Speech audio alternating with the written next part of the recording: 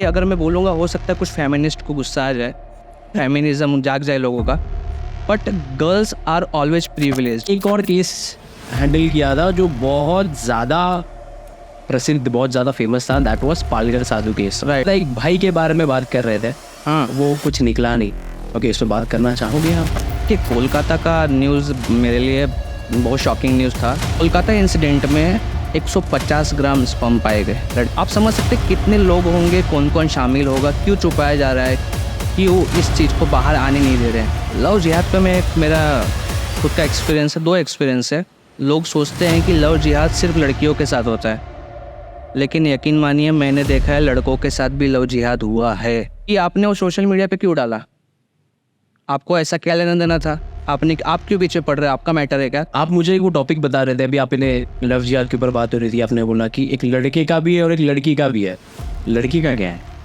Table के सामने बैठ गया।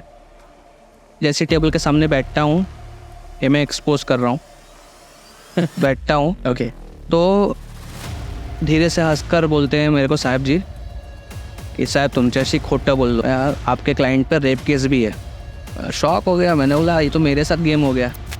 कि लड़की ने कहा था कि इन द ईयर 2021 हम दोनों ने सेक्स किया था।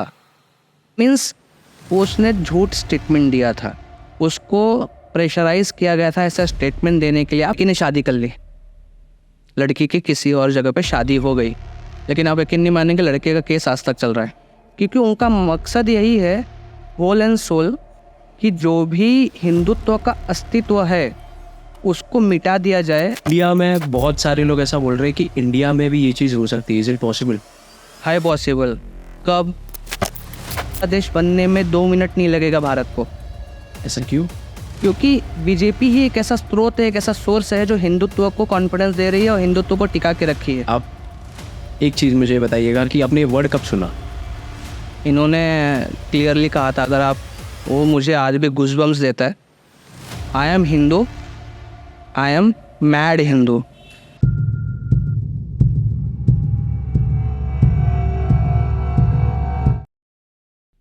स्वागत है आप सभी का दी अनसेंसर्ड शो के दूसरे एपिसोड में। आज हमारे जो गेस्ट है एडवोकेट आशुतोष दुबे। उनकी लाइफ एडवोकेट ही नहीं, एडवेंचरस भी बहुत ज़्यादा है। उनके टॉपिक्स बहुत वास्ट है, उनके बारे में इस पॉडकास्ट में आपको सारी डिटेल्स मिलेगी। आज हमने उनसे लव जिहाद, एक अपब्रिंगिंग, एक पेरेंट की अपब्रिंगिंग एज अ सोसाइटी, एक बच्चे को किस तरीके से कैसा बॉन्ड शेयर करना चाहिए, आज हमने उस टॉपिक के बारे में बात किया है। करंट अफेयर्स जो कोलकाता में हो रहे हैं, बांग्लादेश हिंदूज़ के साथ हो रहा है, उस टॉपिक पे बात की है। उनके real life experiences as a first generation lawyer, क्या क्या चीज़ों का ध्यान आपको देना है अगर आपको लॉयर बनना है, उस बारे में बात की है। उनके लाइफ में क्या चैलेंजेस आए थे, उस बारे में बात की है। तो आप ये पॉडकास्ट पूरा ज़रूर देखना ताकि आपको नॉलेज मिल जाए।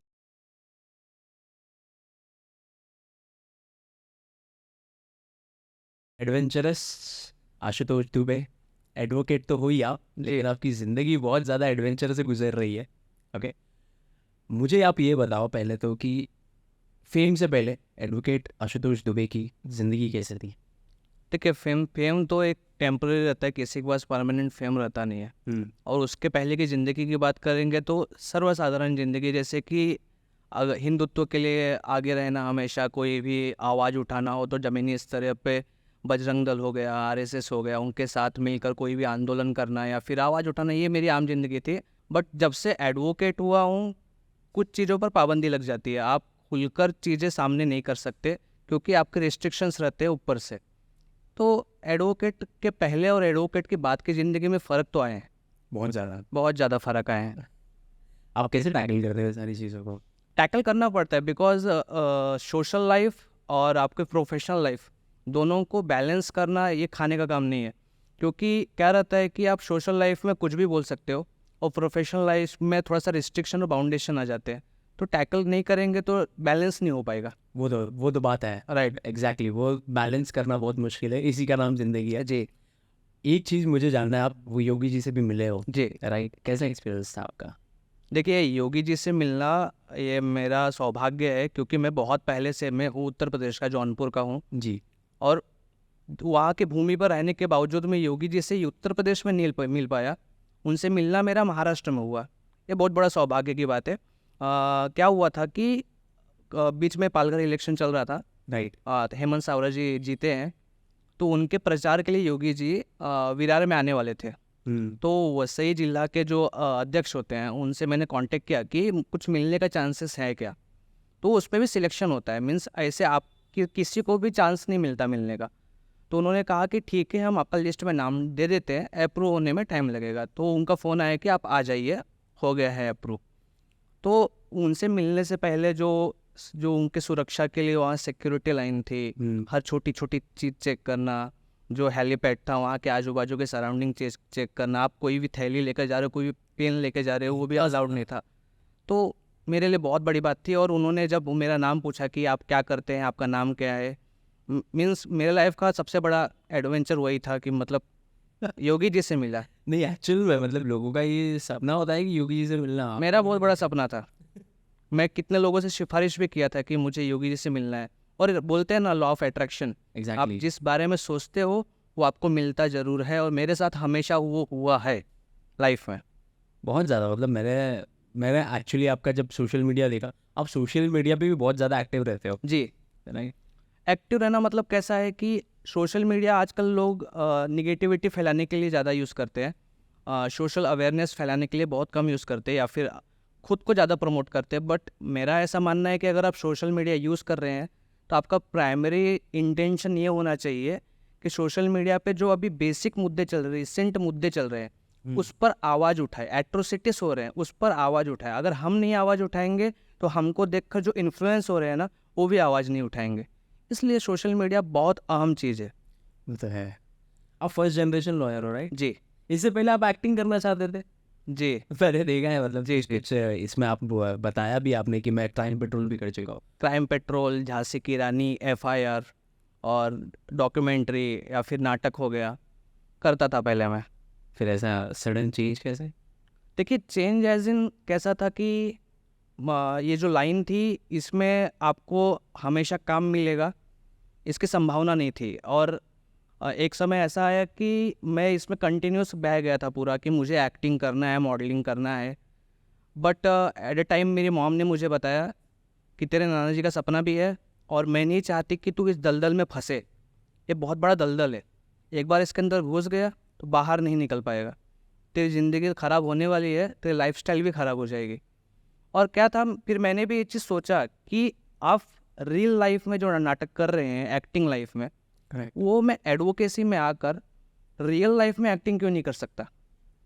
और मैं एडवोकेसी में आकर रियल लाइफ में एक्टिंग करना स्टार्ट किया। एक्टिंग एज इन अच्छे अच्छे मुद्दों पर, निगेटिव मुद्दों पर अवेयरनेस फैलाने का काम वो अपने एक्ट से दिखाना चालू किया मैंने। तो ये मेरा फ़र्क है, दोनों जगह पे सेम काम कर रहा था। वहाँ एक्टिंग कर रहा था, यहाँ एक्ट कर रहा हूँ। फ़र्क यही है। आपको बुरा नहीं लगता, मतलब एक अच्छे आप एक्टिंग कर रहे थे, बाद में आप अचानक से बुरा की बात कहेंगे तो बुरा देखो किसी को भी लगता है, मुझे भी बुरा लगा कि एक सपना सबका होता है, एग्जैक्टली शौक सबके होते। मेरा भी सपना था। देखेंगे आज भी आप मेरा सोशल मीडिया उठाकर देखेंगे तो मेरा आज भी फ़ोटोग्राफी का शौक है, मैं नेचर फोटोग्राफी करता हूँ मैं। एग्जैक्टली। तो उस सपनों को पीछे छोड़कर वो चीज़ अपनाना जो आप चाहते ही नहीं थे कभी, करेक्ट। वो चीज़ मैंने अपनाया बिकॉज मुझे ऐसा लगा कि हाँ वो चीज़ गलत था और जो अब मैं कर रहा हूँ वो सही है। फेम दोनों जगह मिलना है, वहाँ हो सकता था कम मिले क्योंकि मैं नेपोटिज्म का शिकार हो जाता, हो सकता है यहाँ ज़्यादा मिले क्योंकि मैं सच्चाई के साथ खड़ा हूँ। करेक्ट। बस आप फर्स्ट जनरेशन लॉयर भी हो। बहुत कठिन होता है फर्स्ट जनरेशन लॉयर बनना। क्या क्या चैलेंजेस आए थे आपको? देखिए, फर्स्ट जनरेशन लॉयर का मतलब ये होता है कि आपका फैमिली बैकग्राउंड लॉयर का नहीं रहेगा। एग्जैक्टली। आप पहले लॉयर रहेंगे पूरे फैमिली और पूरे ख़ानदान में। ऐसे में जैसे कि सबसे पहला कोई भी लॉयर बनता है तो उसको इंटर्नशिप, जूनियरशिप करना पड़ता है, कानून को समझना पड़ता है, जज के सामने कैसे खड़ा रहना है, कैसे जवाब देना है, वो सब करना पड़ता है। तो मुझे इंटर्नशिप भी नहीं मिलती थी जल्दी। मैंने बहुत जगह इंटरव्यू दिए, तो उसमें कैसा रहता था कि आपको एक तो पहला एक्सपीरियंस बहुत ज़रूरी रहता था। मैंने एक्सपीरियंस नहीं लिए थे, मैंने सीधा 3 साल का जो डिग्री करता है कॉलेज लाइफ एंजॉय किया और पढ़ाई लिखाई किया। बट एट लास्ट मैंने ये इंटर्नशिप और जूनियरशिप में ये जाना कि देखिए, अगर मैं बोलूँगा हो सकता है कुछ फेमिनिस्ट को गुस्सा आ जाए, फेमिनिज्म जाग जाए लोगों का, but girls are always privileged. Girls को प्रायोरिटी पहले मिलती है, फिर लड़कों को मिलती है। मैंने देखा कि इंटर्नशिप और जूनियरशिप में लड़कियों को ज़्यादा प्रेफरेंस मिल रहा था, उनको जॉब आसानी से मिल जाते थे। हम जैसे लोगों को, लड़कों को जल्दी मिलता नहीं, करेक्ट। और मिलेगा तभी जब आपके पास ज़्यादा एक्सपीरियंस हो। तो एक ऐसा टाइम आया कि मुझे मिला, ऐसी बात नहीं है, बट मिलने के बाद 6 महीने बाद कोरोना टाइम आ गया, कोविड-19। तो ऐसे में मैं पालघर से मुंबई ट्रैवल करता था, 2.5 घंटा आने का, 2.5 घंटा जाने का। मेरे दिन के 5 घंटे जाते थे। स्वाभाविक सी बात है कि मैं 5 घंटा जब टाइम वेस्ट कर रहा हूँ अपना ट्रैवलिंग में, तो होता ये था कि जो लेट पहुँचना और जल्दी निकलना, ये मेरी मैडम को, जो मेरे सीनियर थे, उनको पसंद नहीं आता। किसी को भी पसंद नहीं आएगा, ये स्वाभाविक सी बात है। तो ऐसे में एडवोकेसी लाइफ मेंटेन करना बहुत ही डिफ़िकल्ट था मेरे लिए। बट कोविड-19 आया, फिर उसके बाद एक समय आया जहाँ पर मेरे सीनियर ने मुझे कहा कि आशुतोष भाई, आप घर पे बैठ जाओ, क्योंकि अभी आपका पालघर से मुंबई तक ट्रैवल करना सेफ़ नहीं है। और घर पे बैठे बैठे मैंने फिर दिमाग चलाया कि क्या करना है, कैसे करना है। फिर मैंने सोचा कि चलो नई क्लाइंट आ रहे हैं तो खुद ही कुछ काम करते। तो उस समय सोशल मीडिया पर एक इंसिडेंट हुआ था कन्याकुमारी में। ओके। वहाँ पर मैंने एक ऐसा न्यूज़ देखा कि एक भारत माता की मूर्ति है जिसको कवर कर दिया गया है। राइट, याद है। हाँ, जिसको कवर कर दिया गया है। वो मेरा फर्स्ट केस था मेरे लाइफ का, और कवर इसलिए किया कि कुछ मिशनरी ने, उन्होंने पुलिस कंप्लेंट कर दी थी कि इस मूर्ति को देखकर मेरे धार्मिक भावनाओं को आहत पहुंच रही है। आप देखेंगे, भारत माता की मूर्ति को देखकर किसी की भावनाओं को, धार्मिक भावनाओं को आहत पहुंच सकती है। तो मैंने सोचा कि इस पर कोई आवाज़ क्यों नहीं उठा रहा है, और मेरे पास पावर था, एडवोकेसी है, एडवोकेट हूँ मैं, अपने पावर का यूज़ कैसे कर सकता हूँ यहाँ पर। तो मैंने उसमें पहली लीगल नोटिस कन्याकुमारी पुलिस और वहाँ के कलेक्टर, वहाँ के डीएम, उनको नोटिस भेजा। और आप यकीन नहीं मानेंगे, विदिन 24 आवर्स जिन्होंने प्रोटेस्ट किया था कि उस पर से कवर हटाइए, उनको जो गिरफ्तार किया था उनको रिलीज़ किया, और मूर्ति से कवर हटा दिया गया विदिन 24 आवर्स। वो आज भी रिकॉर्ड में है। और मेरा पहला केस था, वहाँ से मुझे मोटिवेशन मिला कि एडवोकेट सिर्फ इंटर्नशिप और जूनियरशिप तक सीमित नहीं रहता, उनके पास बहुत पावर होता है, उनको उस पावर का यूज़ करना चाहिए, नॉट ओनली कोर्ट में बट ग्राउंड पे भी। ये मेरी रियलिटी है फर्स्ट जनरेशन लॉयर को। तो फर्स्ट जनरेशन लॉयर हमेशा ये सोचता है कि इंटर्नशिप जूनियरशिप प्रैक्टिस सही लाइफ है। नहीं भाई, ये लाइफ नहीं है। आपको बाहर निकलना पड़ेगा, आपको ग्राउंड पे काम करना पड़ेगा। इंडिपेंडेंट होके आपने, मतलब जी, आप यही एक मैसेज दे रहे हो कि आप इंडिपेंडेंट होके काम करो। इंडिपेंडेंट होके आज नहीं काम करोगे, ज़िंदगी भर गुलामी करते रहोगे, जो हमने हमेशा से किया है अंग्रेजों का। Exactly, right. ये बहुत डीप बात है। जी। टू बी ऑनेस्ट, एक चीज़ अभी आपने जैसे कहा, तो ये फेम आपको, मैंने देखा आपके सोशल मीडिया पे अराउंड 1 लाख फॉलोअर्स है, राइट। और बहुत ज़्यादा लॉयल फैन बेस है, क्योंकि रेस्ट्रिक्शन अभी आपका बीच में रिसेंटली हुआ है, राइट। बहुत ज़्यादा लॉयल फैन बेस है, बिकॉज मैं कमेंट पढ़ रहे थे, मेरी टीम ने भी देखा, राइट।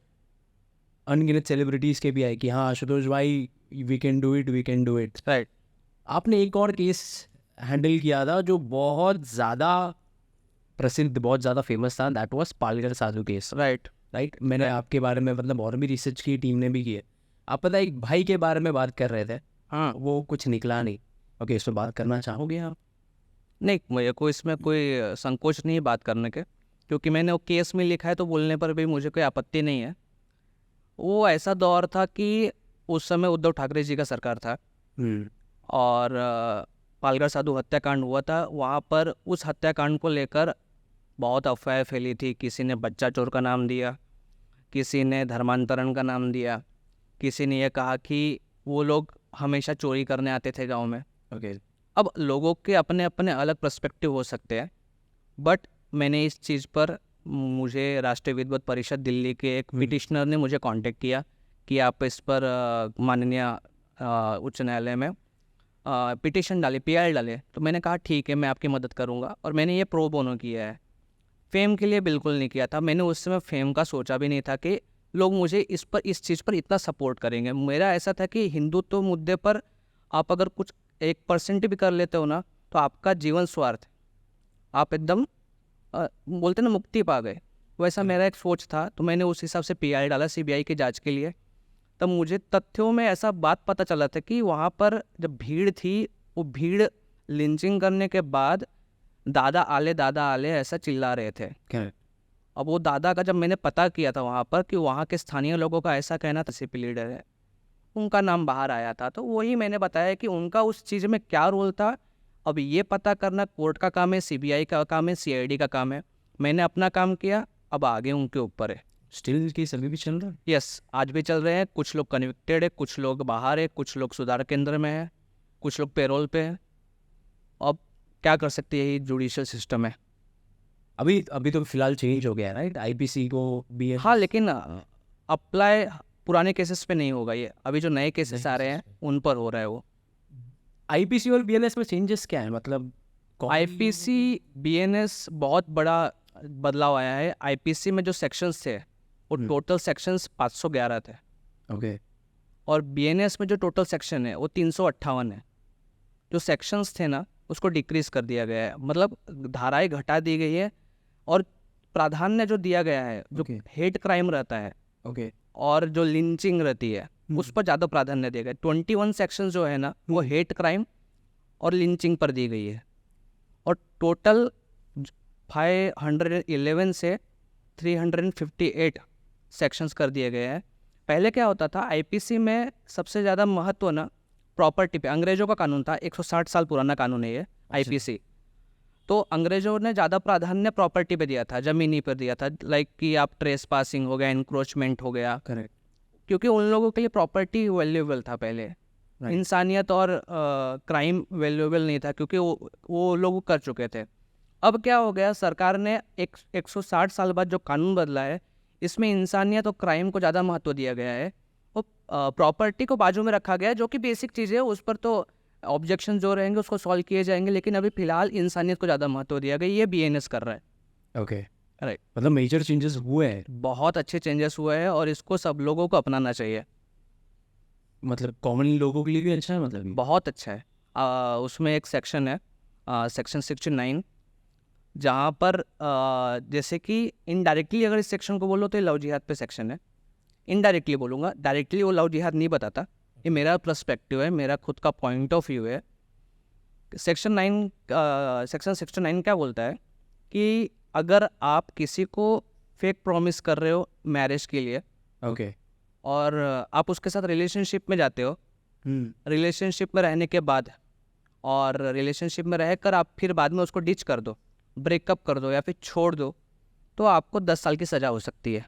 ओके, आप समझ रहे हैं इस सेक्शन का कितना यूज़, अब कितना महत्व है इसका, कितना यूज़फुल हो सकता है इस समय आज के टाइम पे। राइट, तो इसलिए बहुत सारे चेंजेस है, बीएनएस को अपनाना चाहिए, मेरा ऐसा कहना है।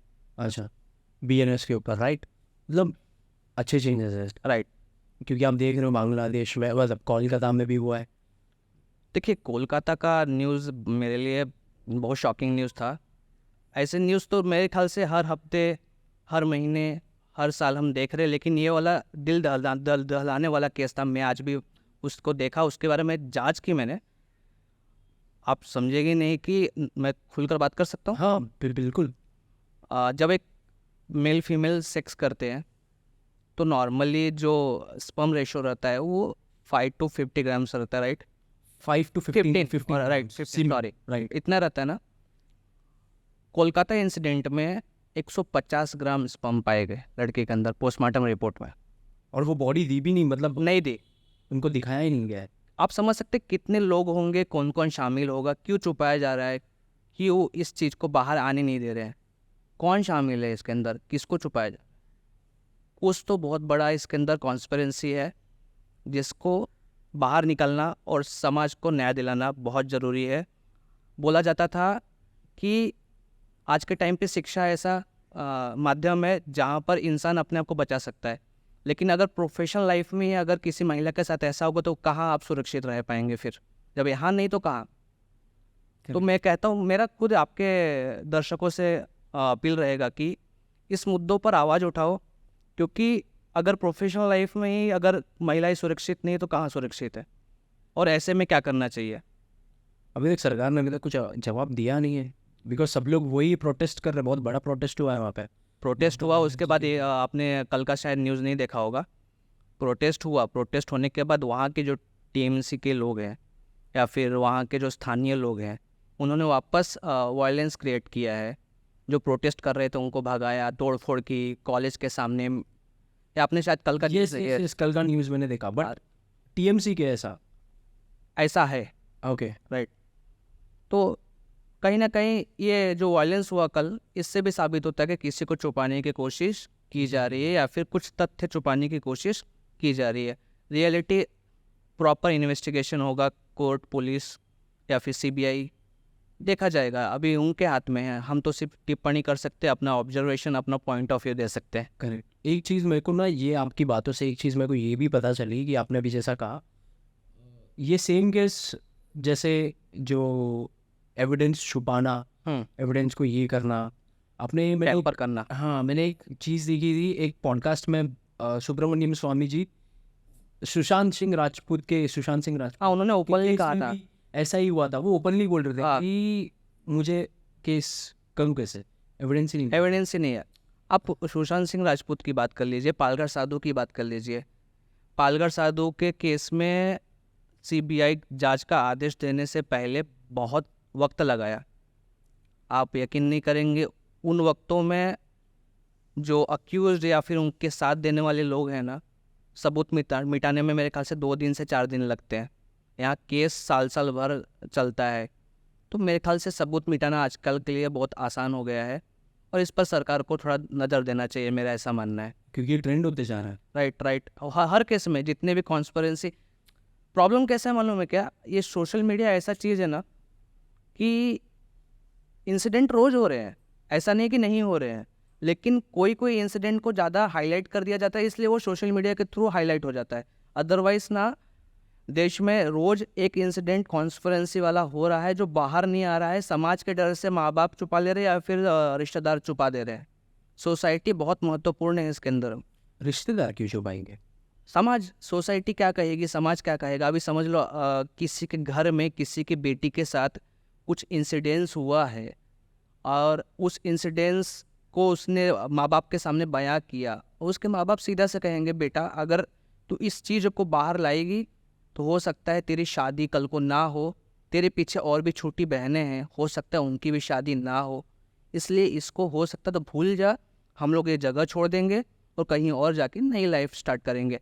बट मेरा आपके माध्यम से लोगों को ये भी बोलना है कि इस सोच को बदलो। अगर आपकी ये सोच निरंतर आगे चलती रहेगी तो हो सकता है कि ऐसे कितने इंसिडेंट्स है, कितने क्राइम है जो चुपते रहेंगे और जो क्राइम करने वाला है उसको बढ़ावा मिलते रहेगा। उनको बढ़ावा मत दो, उनके अगेंस्ट अगर आप कुछ कर सकते हो तो करो। ये तो सही बात बोला, मतलब समाज और ये सारी चीज़ बहुत महत्वपूर्ण हिस्सा है। आज भी इतना मतलब लोग सोच रहे हैं उस बात। है जो नैरो माइंडेड और ओल्ड थिंकिंग वाले पीपल है, मैं उनको गलत नहीं मानता। समाज महत्वपूर्ण हिस्सा है भारत का और रहेगा, लेकिन आपको समाज के डर से, वो मुझे मेरे बाजू वाला क्या बोलेगा, मेरा रिश्तेदार अगर मैं उनको पता चल जाएगा मेरे बारे में वो क्या बोलेगा, ये सोचकर अगर आप आज की चीज़ें छोड़ रहे हैं ना, मेरे ख्याल से कहीं ना कहीं आप अपने अंदर के डर को बढ़ावा दे रहे हो और कहीं ना कहीं आप दब के रह रहे हो समाज के डर से। मेरा ये मानना है। एज अ सोसाइटी हम लोग आगे बढ़ रहे हैं या एज अ सोसाइटी हम आगे बढ़ रहे हैं। इंडिया ने बहुत डेवलप किया है, मैं ये चीज़ पे अग्री करूँगा, बट जो थिंकिंग लेवल है मैं उसकी बात कर रहा हूँ। बढ़ तो हम इंफ्रास्ट्रक्चर से रहे हैं, बढ़ हम पैसे से रहे हैं, लेकिन आज भी हम लोग यहाँ से बहुत कमज़ोर है। जिस दिन हम यहाँ से मजबूत होंगे ना, उस दिन भारत आगे बढ़ेगा, मेरा ऐसा मानना है। आपने सही कहा, ये चीज़ तो मतलब बहुत ज़्यादा डीप था ये एक्चुअल में। मतलब ये बांग्लादेश में जो हो रहा है और प्रसाद में भी ये एक और चीज़, ऐसा कोई इंसिडेंट आपके साथ, मतलब आपको ऐसा याद है जो मतलब बहुत ज़्यादा, आपने लव जिहाद का भी एक जिक्र किया, ये एक ना बहुत बड़ा एक कॉन्स्पिरेसी रहा है। ओके, लव जिहाद पे मैं मेरा खुद का एक्सपीरियंस है, 2 एक्सपीरियंस है। लोग सोचते हैं कि लव जिहाद सिर्फ लड़कियों के साथ होता है, लेकिन यकीन मानिए मैंने देखा है लड़कों के साथ भी लव जिहाद हुआ है। मैं पहले लड़की वाला इंसिडेंस बताता हूँ। पालघर में ही एक 17 साल की छोटी लड़की, उसको एक लड़का अगवा करके लेकर जाता है। लेकिन अगवा इसलिए बोल रहा हूँ क्योंकि जब लड़की माइनर होती है, विदाउट कंसेंट ऑफ गार्जियन, आप अगर उसको लेकर जा रहे हो तो उसको किडनैपिंग ही कहा जाता है, अनटिल अनलेस वो मेजोरिटी में आकर खुद के कंसेंट से ना जाए तब तक, ठीक है। तो वो लड़की गई, भागी, 3 दिन तक गायब रही। उसके पिता ने पुलिस स्टेशन में केस किया। केस करने के बाद अरेस्ट फॉर किडनैपिंग का केस भी हुआ। फिर उसके बाद लड़की को ढूंढ कर जब वो लोग लाचार हो गए, उसके पिता और पुलिस भी, तो मेरे पास आए वो लोग, क्योंकि उनको पता था कि मेरा सोशल मीडिया थोड़ा पावरफुल है और मैं आवाज़ उठाऊंगा तो शायद उनको न्याय मिलेगा, ऐसा उनका सोचना था। आई डोंट नो, बट मैं करता हूँ, उनके एक्सपेक्टेशन को कभी मैं मरने नहीं देता। उन्होंने कहा, मैंने उस आवाज़ को आगे बढ़ाया। आगे बढ़ाते ही मुझे उसी दिन पुलिस का फ़ोन आया कि आपने वो सोशल मीडिया पे क्यों डाला, आपको ऐसा क्या लेना देना था, आप क्यों पीछे पड़ रहे हैं, आपका मैटर है क्या। तो मैंने उनको पहली चीज़ कहा कि मैं एडवोकेट हूँ, दूसरा एक्टिविस्ट हूँ। अगर कोई भी ऐसे एट्रोसिटीज़ मुझे दिखेंगे, मैं सोशल मीडिया पे आवाज़ उठाऊंगा। और सेकंड चीज़, उन्होंने कहा कि लड़की माइनर थी, आपने उसका नाम क्यों रिवील किया। मैंने कहा नाम रिवील इसलिए किया क्योंकि अभी तक लड़की ने कोई भी संगीन आरोप लगाए नहीं है, ना तो पोक्सो का मैटर दर्ज हुआ है। अगर लड़की ने पोक्सो का मैटर दर्ज करवाया होता तो नाम रिवील करना गलत होता। कोई भी लड़की अगर अगवा होती है या फिर गायब हो जाती है, उसको लापता या फिर मिसिंग ही माना जाता है। Correct. और इन मिसिंग केस आप लड़की का नाम रिवील कर सकते हो, फोटो भी रिवील कर सकते हो। मैंने यही पुलिस को बताया तो पुलिस चुप हो गई। फिर उन्होंने कहा कि उसे डिलीट कर दो आप। मैं एक ही केस में डिलीट करूँगा, पहले आप उनको ढूंढिए और जल्द से जल्द पुलिस स्टेशन में उस आरोपी को लेकर आइए। यकीन नहीं मानेंगे, वो उनके पिताजी हैं, उन्होंने, वो हिंदू थे, वो लड़का युवक जो था वो मुस्लिम था। उन्होंने इतना हिम्मत हार गए थे कि उन्होंने सीधा कह दिया कि जो मैं खुलकर जय श्री राम बोलता था ना, अब ये बोलना छोड़ दूंगा मैं। जो हमारी हिंदू सोसाइटी है बहुत नपुंसक है ना, वैसा उनका कहना था। तो मैंने कहा कि अंकल आप खामोखा हिम्मत हार रहे हैं, मैं आपके साथ हूँ। मैं यकीन दे रहा हूँ कि आपने अब तक आपने जिसके पास गए होंगे उन्होंने आपको आश्वासन दिया होगा, लेकिन मैं आपको यकीन दे रहा हूँ लड़की आपकी मिल जाएगी। इसके बाद मैं निरंतर सोशल मीडिया पे आवाज़ उठाते रहा कि इंस्टाग्राम पे, ट्विटर पे। विदिन 24 आवर लड़का खुद आकर सरेंडर कर दिया और लड़की भी ले आया, क्योंकि वो समझ गए थे कि कहीं ना कहीं लड़का फंसने वाला है। और लड़का मिला कहाँ, जहाँ उनका हब है, भिवंडी में लड़का मिला और भिवंडी से उसको लाया गया। फिर हुआ यूँ कि लड़की ने अपने बाप को ही पहचानने से मना कर दिया, ये मेरे पिताजी नहीं हैं, ये हमेशा मेरे साथ ज़बरदस्ती करते हैं। फिर अब लड़की है तो मेल पुलिस या फिर कोई भी पुरुष उनको समझा नहीं सकता, तो ऐसे में फीमेल पुलिस दिया गया और कुछ महिलाएं जो एक्टिविस्ट थे उनको बुलाया गया। उनके थ्रू उनकी काउंसलिंग की। काउंसलिंग करने के बाद लड़की ने ऐसा बताया कि जब वो लड़के के पास गई तो लड़की का नाम जो असलियत में था वो नाम बदल कर उसका नाम जोया कर दिया गया था। उसको कोई तो एक पानी पिलाते थे, वो बोलती थी वो पानी पीने के बाद उसको कुछ बेहोशी जैसा लगता था। फिर वो सुबह उठती थी, सुबह उसने उठकर देखा तो उसके पैर पर कुछ काला धागा बांधा गया था। आई डोंट नो वो सब क्यों किया गया था, बट उसके बाद उसने ये भी कहा था कि तेरे पिताजी तेरे से प्यार नहीं करते, अगर तेरे पिताजी ज़बरदस्ती करेंगे तुझे अपने साथ लेके जाने को तो हमेशा उनके अगेंस्ट में रहना। ये लड़की ने ही बताया। फिर उसके बाद ऐसा हुआ कि लड़की सारी रियलिटी बता दी गई और बाद में वो एक्सपोज होते गया लड़का। फिर जब वो कोर्ट में गए, कोर्ट में जब उन्होंने अपोज किया बेल को, तो लड़के ने ऐसा एक्सक्यूज दिया कि मेरा एग्ज़ाम है, जबकि रियल में एग्ज़ाम था। तो उसको टेम्परेरी बेल मिला, परमानेंट बेल भी मिल गया उस लड़के को, बिकॉज इनका मेडिकल लेट हुआ लड़की का। क्योंकि लड़की ऑलरेडी ब्रेन वॉश थी, जब तक वो सच्चाई बताती तब तक जो समय रहता, टाइम पे रहता है, वो ख़त्म हो गया था। ये आज की बहुत बिटर रियलिटी है। मतलब ये छोटी छोटी चीज़ें ध्यान देना पड़ता है। मेरा तो ये कहना है कि जो भारत में हिंदू माता और पिता हैं, हाँ, उनसे अपील है कि आप प्लीज़ अपने बेटियों पर रिस्ट्रिक्शंस ना डालें, क्योंकि अगर आप बेटियों पर रिस्ट्रिक्शन डालते हैं तो आप यकीन करिए वो आपके अगेंस्ट जाएगी और वो डरेगी आपसे कोई भी रियलिटी बताने को। आप उनसे फ्रैंक रहिए, सारे जितनी भी फ्रेंड्स हैं उनसे आप मिलिए और बोलिए कि बेटा तेरे को जो भी मन में है मैं सारी तेरी इच्छाएं पूरी करूँगा, बस कोई भी गलत कदम उठाने से पहले मेरे पास आ, मैं उस पर कुछ ना कुछ सॉल्यूशन निकालूंगा। अगर आप इस तरह करेंगे तो शायद ये जो इंसिडेंट्स हो रहे हैं वो नहीं होगा।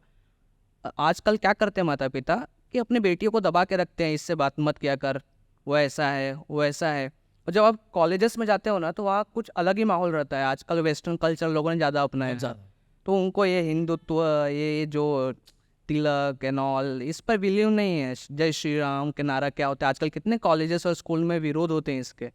तो मेरा ये मानना है कि आप उनसे फ्रैंक रहिए और उनसे एकदम खुलकर बात करिए ताकि ये इंसिडेंट्स ना हो और आपसे वो सारी चीज़ें शेयर कर सकें कि मुझे ये लड़का पसंद है, मैं इससे ये चीज़ प्यार करती हूँ, उनसे शादी करना चाहती हूँ, ताकि आप उस पर आराम से कुछ भी निर्णय ले सकते हैं।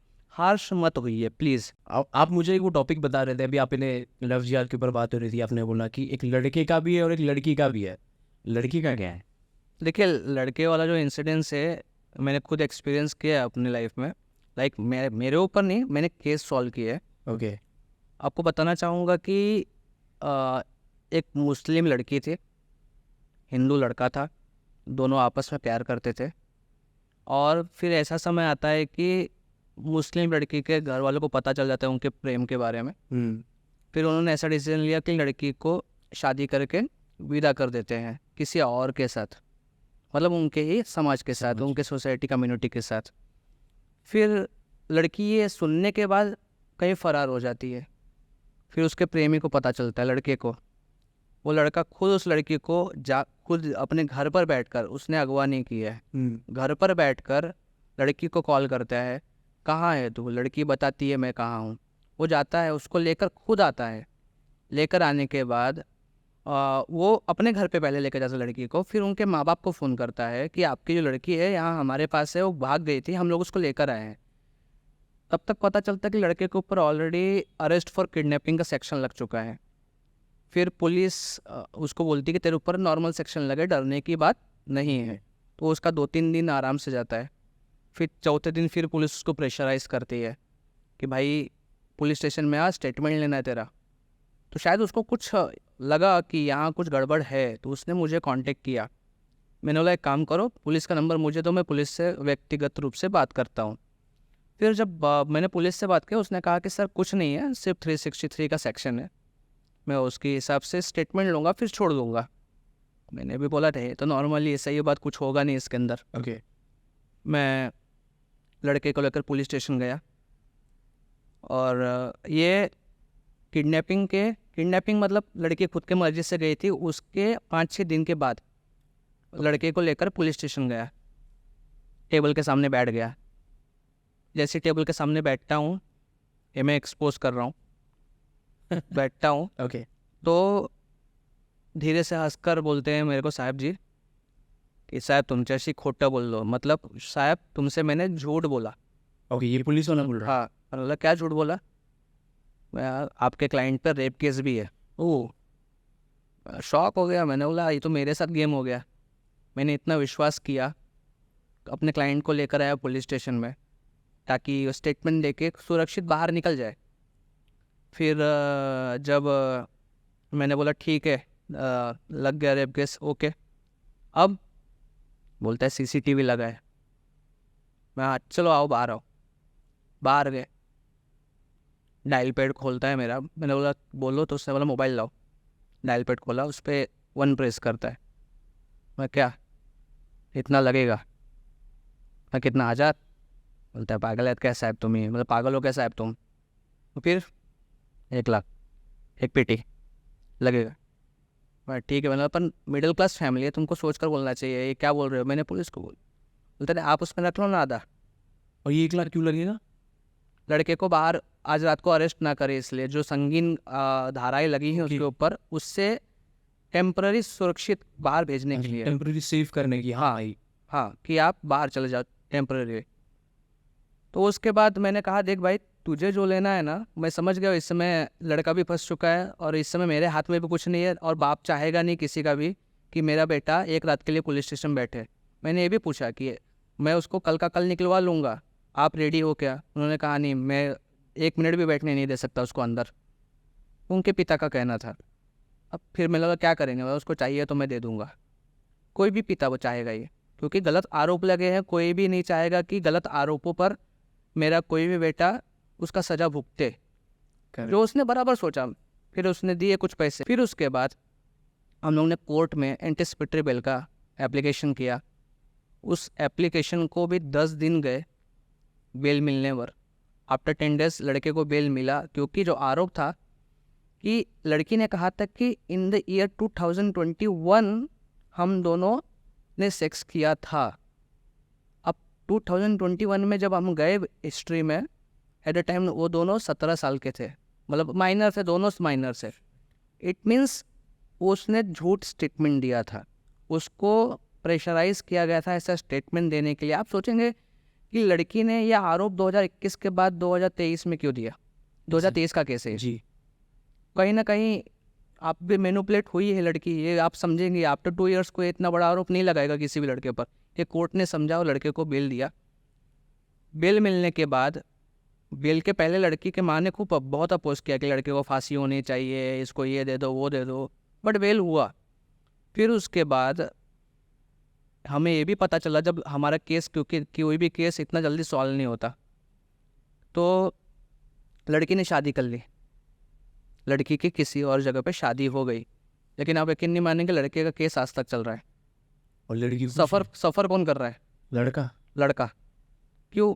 झूठे आरोपों के घेरे में आ गया, प्रेम के चक्कर में फंस गया।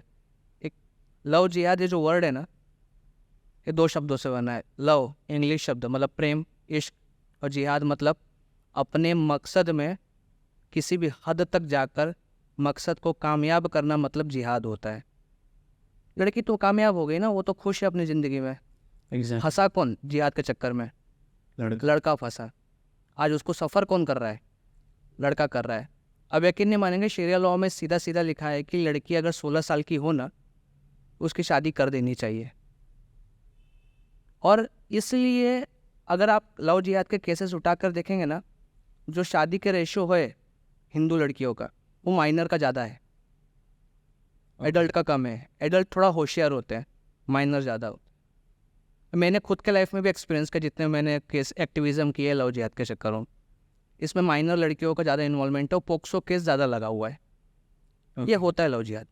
ये अब अभी आपने इतनी सारी चीज़ें इसके बारे में मुझे मतलब ऑडियंस को बताई, मतलब बहुत सारे अपने रियल लाइफ एक्सपीरियंस भी बता दिए। राइट।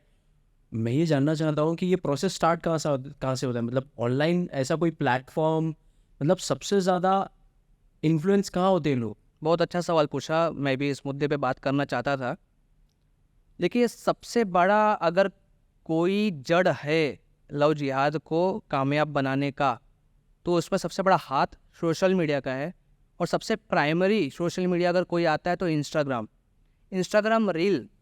मैंने एक देखा था कुछ दिन पहले, 1 हफ्ते भी नहीं हुए होंगे, वहाँ पर एक मुस्लिम युवक एक रील्स बनाता है, जहाँ पर पहले अपना एक अच्छा चलते हुए मस्त हैंडसम सा दिख रहा है, एकदम मतलब चार्मिंग लड़का है, और चलते चलते फिर स्लाइडिंग में एकदम रोमांटिक म्यूजिक में लिख कर आता है caption, I am Muslim.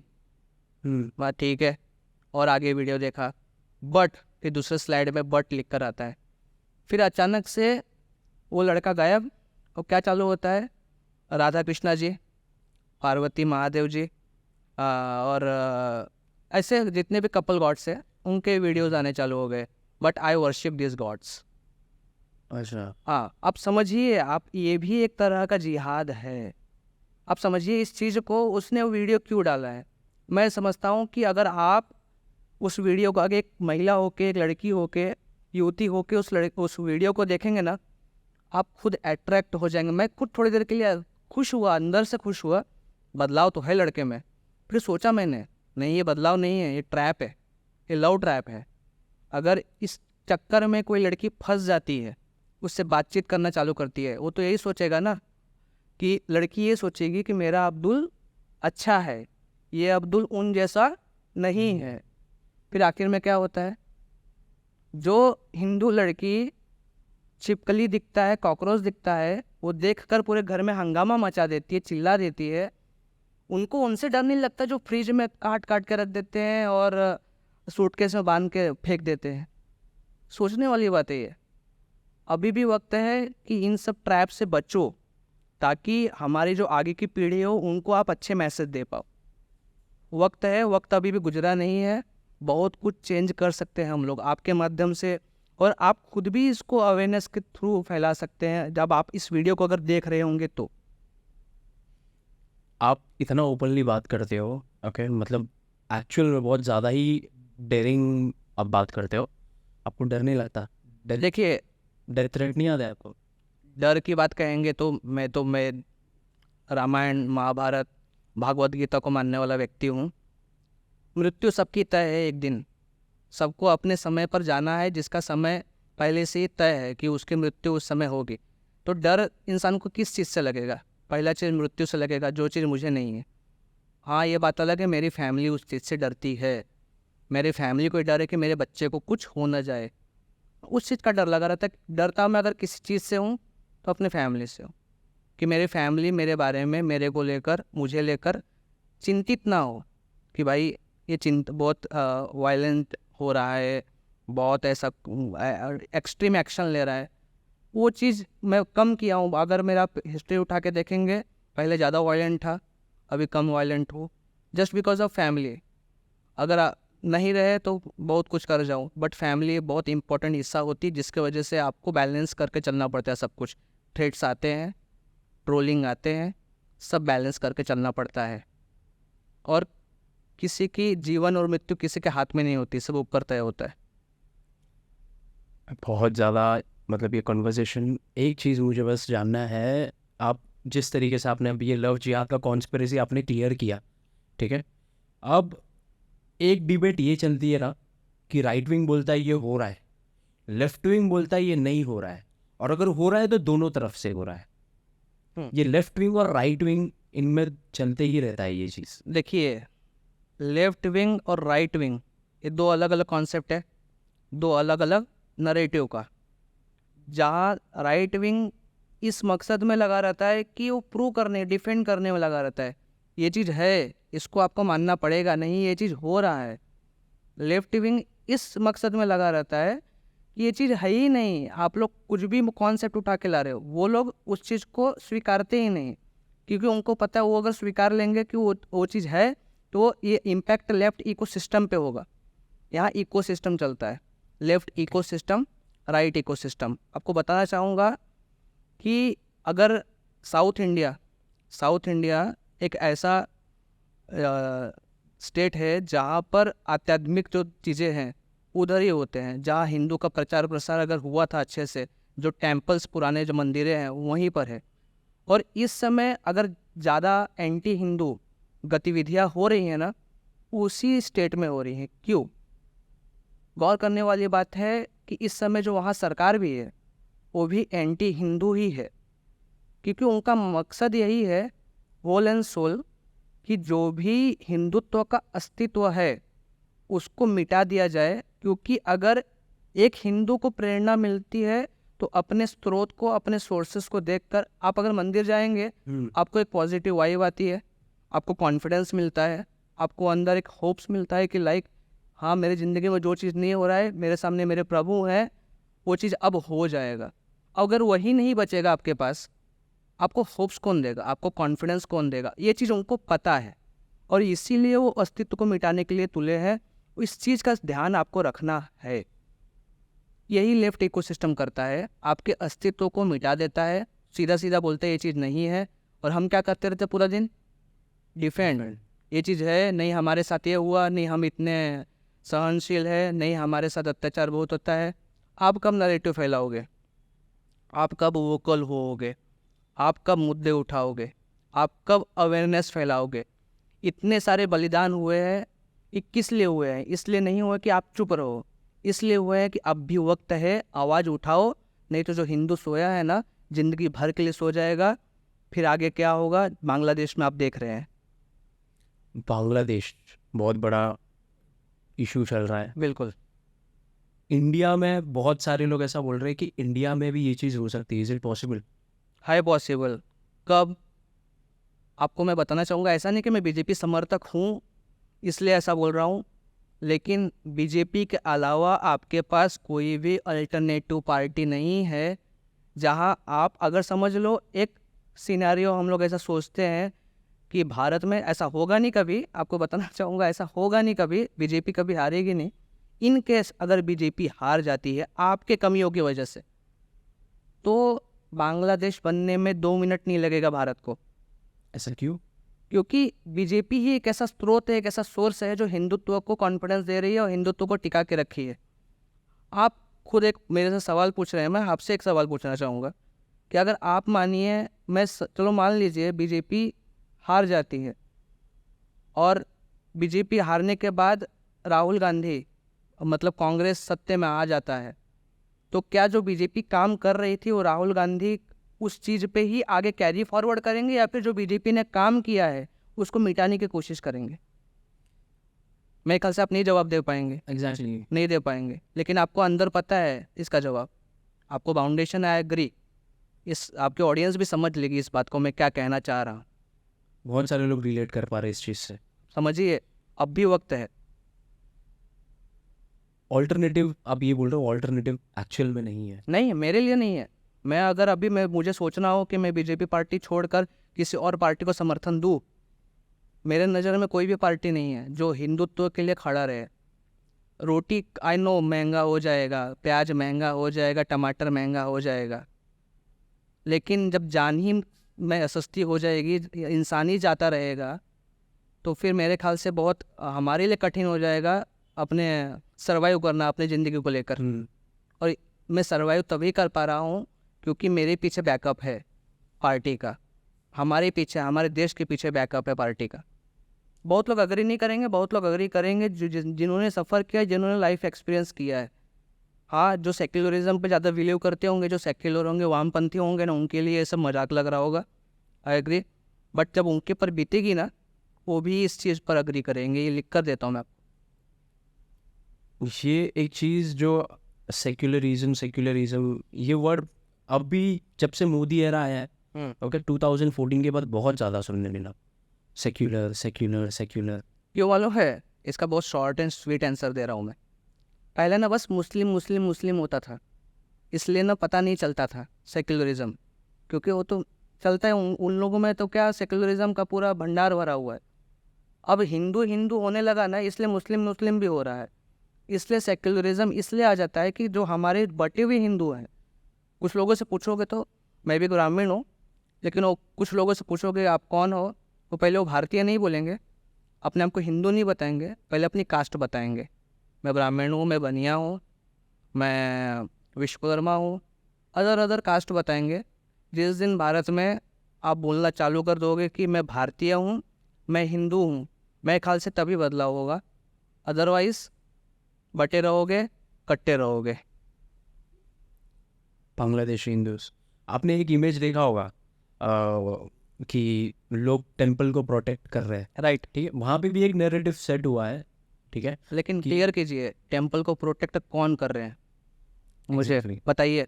Ji, other community, other community, right promote भी अदर कम्युनिटी के लोग ही कर रहे हैं। राइट, बताता हूँ। ऐसा नहीं हो रहा है, ऐसा नहीं हो रहा है। ये नरेटिव है। अगर सोशल मीडिया पे कोई काम होता है, आपने कहाँ देखा था? सोशल मीडिया, सोशल मीडिया पे देखा था, राइट।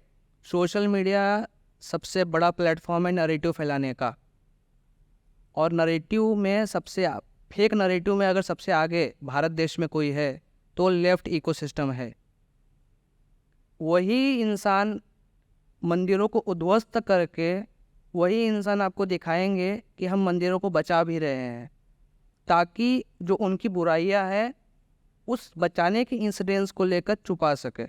ओके, और ये नरेटिव कौन एक्सेप्ट करेगा?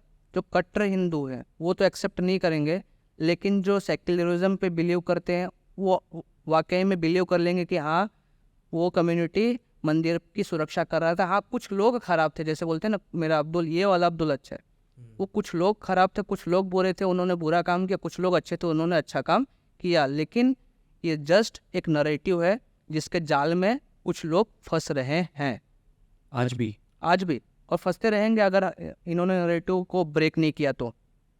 ये नैरेटिव ब्रेक कैसे होगा? देखिए, अगर आप सोशल मीडिया पे एक्टिव हैं तो मैं एक नाम लेता हूँ, मोहम्मद जुबैर, ओके, जानते हैं उसका?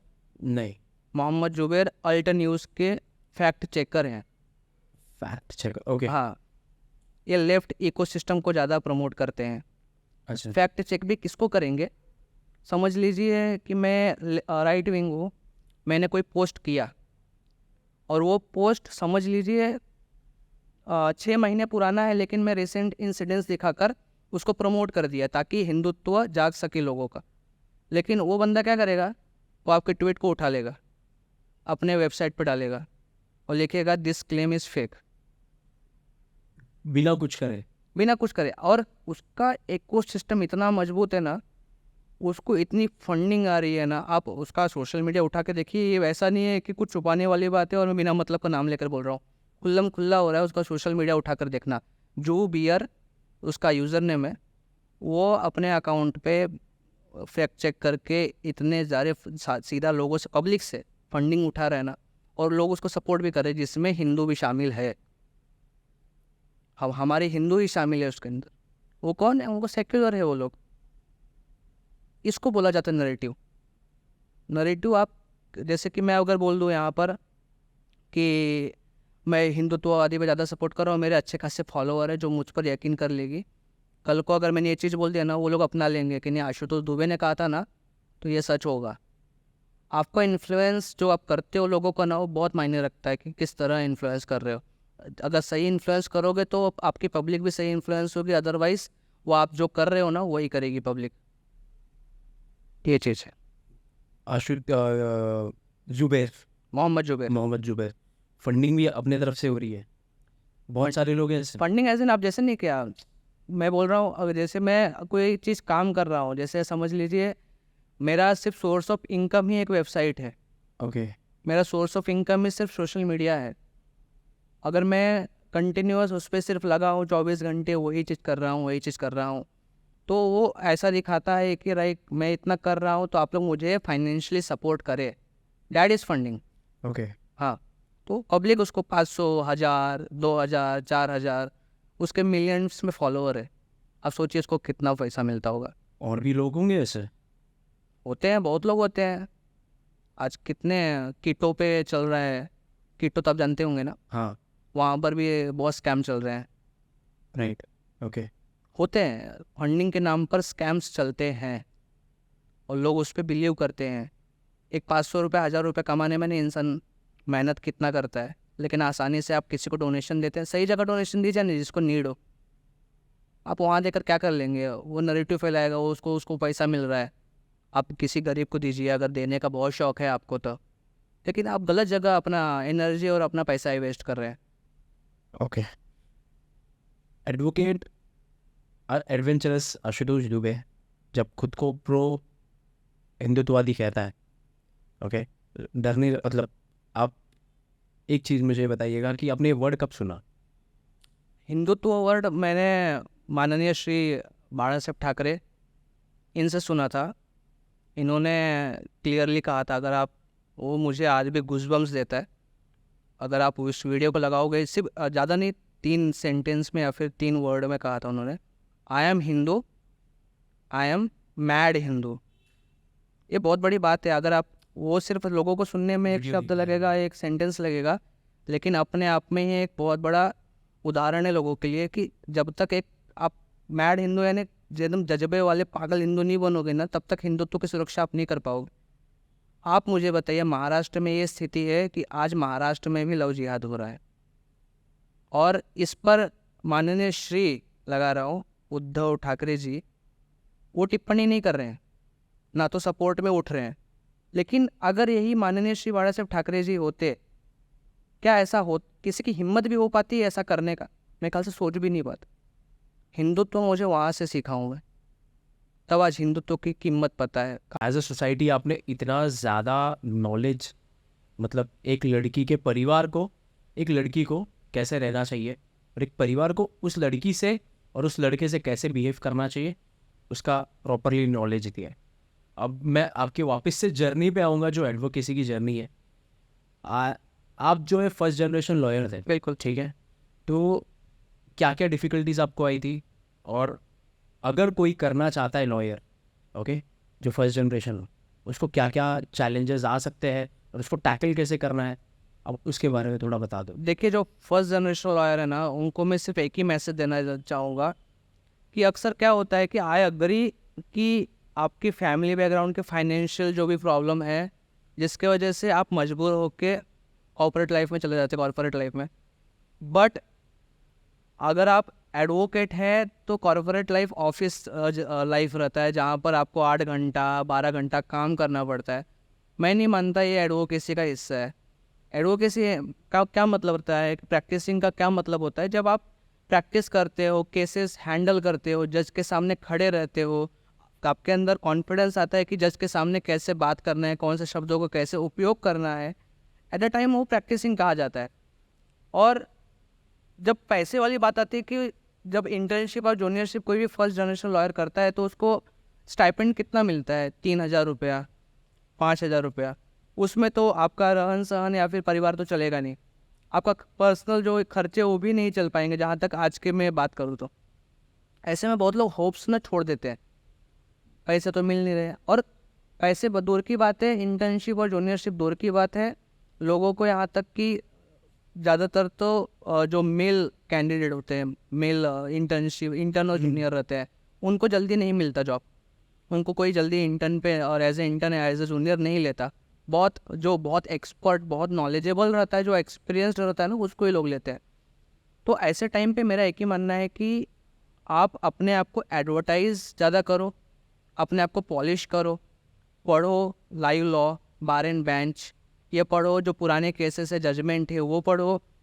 अगर कोई इंटर्नशिप के लिए, जूनियरशिप के लिए एडवोकेट, सीनियर एडवोकेट नहीं मिल रहा है, किसी भी कोर्ट में जाकर, किसी भी कोर्ट रूम में जाकर जो केसेस चल रहे हो तो उसको starting to end to follow करो। सामने वाला जज से कैसे बात कर रहा है, क्या कर रहा है, आप खुद से लड़ाई करोगे तो ही इस फर्स्ट जनरेशन लॉयर में हिम्मत कर पाओगे आगे बढ़ने का। अदरवाइज ये फिर वही इंटर्न जूनियरशिप का खेल चालू रहेगा। मैं ऐसा नहीं बोल रहा हूँ कि आपको इंटर्नशिप और जूनियरशिप नहीं करना चाहिए। फॉर एक्सपीरियंस आपको करना चाहिए, 6 महीने से 1 साल, 2 साल, 3 साल, जितना आप कर सकते हैं। बट एट द टाइम ऐसा भी सिचुएशन आता है जहाँ आपको इंडिविजुअल होना पड़ता है। मेरा ये सवाल यानी कि मेरा ये सलाह है कि आप इंडिविजुअल जितना जल्दी हो सके उतना जल्दी होइए और ख़ुद को पॉलिश करिए, खुद को एडवर्टाइज़ करिए, लोगों को आपके बारे में पता चले, ऐसा कुछ करिए ताकि लोग आपके पास आए और आपके बारे में उनको पता चले कि हाँ, ये भी एक एडवोकेट है जो मेरा काम कर सकता है। तभी आप कामयाब हो पाएंगे। अदरवाइज इंटर्नशिप जूनियरशिप का गेम चालू रहेगा। आप एडवोकेट हो, घर में मतलब कैसा आपका मतलब कैसा रहता है एनवायरनमेंट? देखिए, मेरी माता जी हैं जो हाउसवाइफ है, ओके। पढ़े लिखे दोनों हैं। मेरे पिताश्री पहले रिक्शा चलाते थे। अच्छा। फिर उन्होंने चीकू का बिजनेस चालू किया, जो चीकू ऑक्शन में लेके जाना। फिर उसके बाद फिर उनका रेलवे में गाड़ी चलने लगा। फिर अभी उनका एक शॉप है, आइसक्रीम पार्लर। तो ये मेरे पिताजी का स्ट्रगल रहा है। उन्होंने इतना मेहनत किया तब जाकर मैं आज एडवोकेट बन पाया हूँ। तो ये बैकग्राउंड होते हुए भी फर्स्ट जनरेशन लॉयर में मुझे डिफ़िकल्टी झेल कर यहाँ तक आना पड़ा। ऐसा नहीं बोल रहा हूँ कि मैं बहुत कामयाब हो चुका हूँ। मैं अब भी एक एडवोकेट, हमेशा जब तक वो मर नहीं जाता उसको प्रैक्टिसिंग लॉयर ही कहा जाता है, ताकि वो ज़िंदगी भर सीखते रहे। अभी आप देख रहे हो BNS आ गया, फिर से पढ़ाई करना पड़ेगा। ऐसा भी है कुछ? तो आप कानून और सेक्शन सब बदल गए हैं। ओके। सेक्शंस के फेरफार हो गए हैं। आपको स्टार्टिंग जो IPC आपने रट्टे मारे थे उसको आपस से पढ़ने पड़ेंगे BNS में। ये चीज़ रहता है। तो मैं मानता हूँ कि एक एडवोकेट का प्रैक्टिसिंग कभी ख़त्म नहीं होता, वो निरंतर चलते रहता है। और फर्स्ट जनरेशन लॉयर के लिए भी यही सलाह रहेगा कि पढ़ते रहो, जितना पढ़ोगे उतना अच्छा है आपके लिए। घर में भी केसेस आते रहेंगे, मतलब ऐसा कुछ ना कुछ, कोई ना कोई सजेशन लेने आता रहेगा भैया? ऑब्वियसली जब आप नए नए एडवोकेट रहते हो तो फ्री में कंसल्टेंसी करने के लिए बहुत लोग आते हैं। इवन जो रिलेटिव रहते हैं वो पहले आते हैं, फ्री में कंसल्टेंसी मांगते हैं। ऐसे टाइम पे आप मना नहीं कर सकते। एग्जैक्टली। वो भी एक एक्सपीरियंस फेज रहता है। आपको एक्सपीरियंस मिलता है उनको सलाह देकर, आपको खुद प्राउड फील करते हो कि मैंने किसी को सलाह दिया। जब आप नए नए एडवोकेट, आपका जो पहला महीना चल रहा होगा, फिर दूसरा महीना प्रैक्टिसिंग का, एट अ टाइम सलाह दीजिए। 1 साल तक लोगों को फ्री में सलाह दीजिए, आप उससे पॉलिश होगे। बट आफ्टर जब ऐसा लगे कि आप केसेस आपके पास आ गए हैं, अब आ रहे हैं, तो मैं बोलता हूँ कि 3 साल, 4 साल, 5 साल एक एडवोकेट बनने में जो टाइम पीरियड लगता है उसमें पैसे भी लगते हैं। तो आप मेरा ऐसा मानना है कि जहाँ ज़रूरत है उनको ही फ्री सलाह दीजिए, जो गरीब हो या फिर जिसको पैसे भरने का उतना कैपेबिलिटी ना हो, ना हो। बट जो कैपेबल है उनको सलाह फ्री में मत दीजिए। अदरवाइज मैं तो बोलता हूँ हर प्रोफेशन में हर व्यक्ति कंसल्टेंसी का फीस लेता है। आप डॉक्टर से एक प्रिस्क्रिप्शन भी मांगने जाओगे तो उसका भी 500-600 रुपये वो ले लेता है। ट्रस्ट मी, मैंने आपको एडवेंचरस इसके लिए नहीं बोला क्योंकि आपकी लाइफ और आपका नॉलेज उस तरह का है। जी। आप जितना बेबाक बोलते हो इस वजह से बोले आपको एडवेंचरस बोलना। धन्यवाद। आप एडवोकेट हो ही ओके। और आपसे आगे भी बहुत ज़्यादा नॉलेज मुझे तो पर्सनली मिला है, बहुत ऑडियंस को भी मिला है। एज अ सोसाइटी आपने बहुत ज़्यादा एक इन्फॉर्मेशन दी लोगों को, और फीमेल सेफ्टी के ऊपर आपने बहुत ज़्यादा ही एक डीप नॉलेज जो दी। बहुत अच्छा लगा आपसे मिलके। जय श्री राम। जय श्री राम। आप हेड ऑफ लीगल एडवाइजरी भी हो, मैं ये बोलना भूल गया, बट मुझे लगता है कि वो मैटर नहीं करता, राइट। बिकॉज आपने एक पर्सपेक्टिव ऐसा सेट किया कि ना ही आप यहाँ के हो ना ही वहाँ के हो, आपने ह्यूमैनिटी बेस्ड पे राइट। ये पॉडकास्ट अपन ने शूट किया, और आपने एज अ ह्यूमन जो करंटली सोसाइटी में चीज़ें चल रही उसको एकदम प्रॉपरली हमारे सामने रखा और ऑडियंस के सामने भी रखा। जी। तो ये सुन के बहुत ज़्यादा अच्छा लगा। मैं चाहता हूँ कि हर बंदा ये पॉडकास्ट ज़रूर सुने, किस तरीके से क्या करंट अफेयर्स है। और आशुतोष जो एडवोकेट आशुतोष दुबे, उनका सोशल मीडिया प्रोफाइल है, प्लीज़ फॉलो करो। ओके। साथ ही साथ आप @The Uncensored शो को भी फॉलो करो। इस तरीके के पॉडकास्ट हम लोग ज़रूर निकालते रहेंगे। ओके। आगे और भी ऐसे ऐसे टॉपिक्स हैं हमारे पास, बहुत सारा प्रिपेयर करके रखा है। लास्ट टाइम आपको याद होगा कि लास्ट टाइम हमारे पास महाराज मूवी की कॉन्स्पिरेसी वाली एक पॉडकास्ट हमने शूट राइट। किया था। मैंने देखा था। जी, उनका नॉलेज भी बहुत ज़्यादा अच्छा था। अमेजिंग। बहुत अच्छा लगा उनसे भी बात करके। मतलब ऐसा था कि उनसे बात करने के बाद जब मैं पॉडकास्ट देख रहा हूँ तब मुझे पता चला, मतलब वो कल्चरली इतने ज़्यादा। बताना चाहूँगा कि मेरा भी सौभाग्य है कि आपने मुझे आपके प्लेटफॉर्म के माध्यम से मेरी बात, मेरी आवाज़ दुनिया तक पहुँचे, आपने मुझे एक मौका दिया, उसके लिए मैं आपका बहुत बहुत शुक्रगुजार हूँ। धन्यवाद। और मैं भी मेरे जनता से अपील करना चाहूँगा कि इनको सपोर्ट करें, ऐसे लोगों की बहुत ज़रूरत है। और जो राइट विंग, जो भी न्यूट्रल रह के अपने आवाज़ को, अवेयरनेस को आगे फैला रहे हैं, बहुत बहुत धन्यवाद। आप एक अच्छा काम कर रहे हैं और यकीन है आप बहुत कामयाब आगे होंगे। धन्यवाद। हम जय श्री राम भले ही बोलते हैं, बट हमारा द एंड एम यही होता है कि हम हमारे कल्चर और डाइवर्सिफिकेशन को प्रॉपरली एक स्टेबल रखें। बिकॉज जैसे कहते हैं ना कि सब चले जाए लेकिन भारत रहना चाहिए। हाँ। क्योंकि कल्चरल हमारा इतना पुराना है, बिल्कुल। तो हमको बस इसी चीज़ को यही एम रख के हमने इस पॉडकास्ट को बनाया है। धन्यवाद। धन्यवाद। जय श्री राम, जय श्री, जय महाराष्ट्र। आई होप आपको आज का वीडियो ज़रूर पसंद आया होगा। इस वीडियो में आपको कौन सा टॉपिक ज़्यादा पसंद आया कमेंट में ज़रूर बताना। इस पॉडकास्ट को ज़रूर लाइक एंड सब्सक्राइब कीजिए और इसे शेयर ज़रूर करना, ताकि ऐसे इन्फॉर्मेशन आप तक हमें पहुंचाने में और मज़ा आता रहेगा। हमें भी पता लगेगा कि आपको किस टॉपिक पे ज़्यादा मज़ा आता है। तो धन्यवाद और दी अनसेंसर्ड रहो। जय श्री राम।